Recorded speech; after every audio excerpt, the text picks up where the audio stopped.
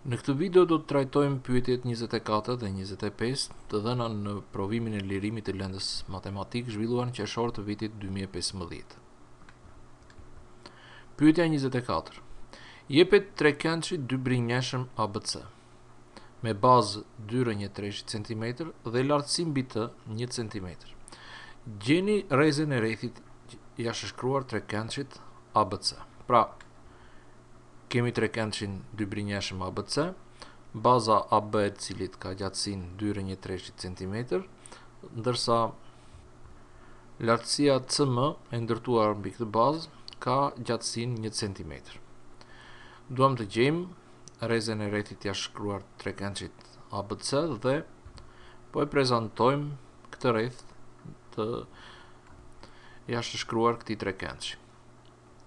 Nëse do të zgjatnim CM-n përtej pikës M, do të ndërtonim kordën CD, e cila vërtetohet që është diametër i rrethit. Pra, nëse kjo kordë është diametri i rrethit, njohja e gjatësisë së këtij diametri do na bënte të mundur të gjenim atë çfarë kërkohet, pra rrezën e rrethit që jashtëshkruhet trekëndshi ABC. Pra, le të vërtetojmë që CD-ja është diametër i rrethit. AC-ja është e barabartë me BC-n. Kjo do të thotë që arku AC është i barabartë me arkun BC. Nga ana tjetër, CD-ja është përmesore e segmentit AB. Kjo për arsye se CD-ja formon kënd të drejtë me AB-n dhe pikprerja e këtij segmenti me AB-n është pikërisht mesi i segmentit AB. Duke qenë se CD-ja është përmesore e segmentit AB, pika D është e baraslarguar nga skajet A dhe B të këtij segmenti. Pra, korda AD është e barabartë me kordën BD. Kjo do të thotë që dhe arku AD është i barabartë me arkun BD. Pra, arku AC është i barabartë me arkun BC. Arku AD është i barabartë me arkun BD. Kjo do të thotë që arku CAD është i barabartë me arkun CBD. Pra, vërtetojmë në këtë mënyrë që CD-ja është diametër për rrethin që jashtëshkruhet trekëndshit ABC. Le të gjejmë gjatësinë e këtij diametri dhe kjo do të na ndihmonte për të përcaktuar rrezën e rrethit që i jashtëshkruhet trekëndshit ABC. Dim që CM-ja është 1 cm. Nga ana tjetër, dihet që baza AB është 2/1/3 cm. Dhe meqense pika M është mesi i AB-s, atëherë dhe MB-ja do të jetë rr1/3 cm. Bashkojmë pikën B me pikën D dhe na formohet kështu këndi CBD, i cili mbështetet mbi diametrin e rrethit. Pra, masa e këtij këndi, si kënd rrethor që mbështetet mbi arkun 180 gradë, do të jetë 90 gradë. Kështu, trekëndshi CDB është një trekëndësh këndrejt dhe BM-ja është një lartësi e ndërtuar mbi hipotenuzën e këtij trekëndshi.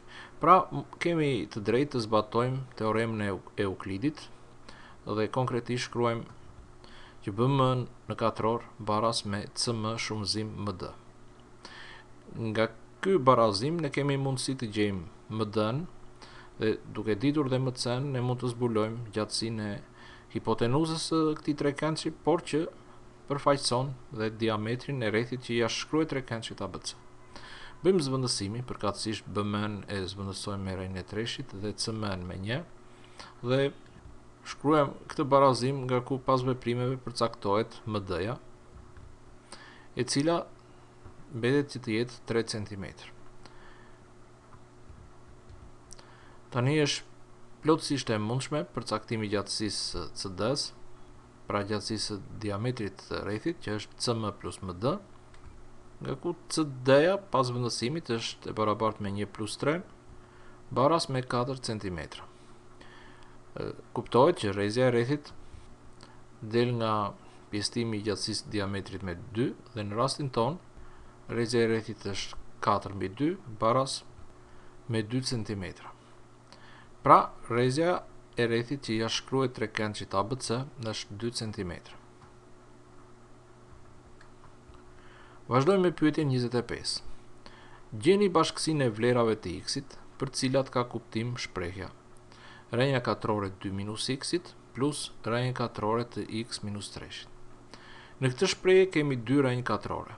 Dihet që shpreha brenda rrënjës katrore duhet jetë më e madhe ose barabartë me 0. Pra, tu kemi automatikisht dy kushte. Kushti i parë është që 2 minus x-i të jetë më i madh ose baras me 0, dhe po e shkruajmë këtë kusht. Dhe kushti i dytë është që x minus 3 të jetë më i madh ose barabartë me 0. Atëherë, këto dy kushte përcaktojnë një sistemin e ekuacionesh. Dhe zgjidhja e këtij sistemi do të na prezantonte bashkësinë e përcaktimit, pra bashkësinë e vlerave të x-it për cilat kjo shprehje ka kuptim. Atëherë, fillojmë zgjidhjen e këtij sistemi e ekuacionesh, kryejmë veprimet në secilin prej ekuacioneve për të kaluar në një sistem të njëvlershëm. Pra këtu kemi kaluar 2-shin në anën e djathtë dhe kemi minus x me madhe bara se minus 2, dhe tek inekuacionit dytë kemi kaluar 3-shin në anën e djathtë, pra kemi x me madhe bara me 3.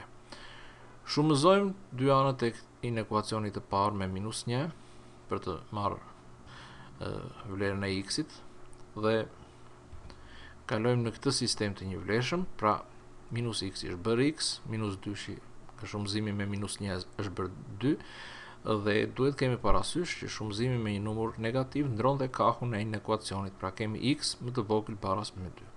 Pra për inekuacionin e parë, si zgjidhje, kemi bashkësinë A që përfaqësohet nga gjysmë intervali minus infinit 2, dhe për inekuacionin e dytë, si zgjidhje, kemi bashkësinë B që përfaqësohet nga gjysmë segmentit 3 plus infinit.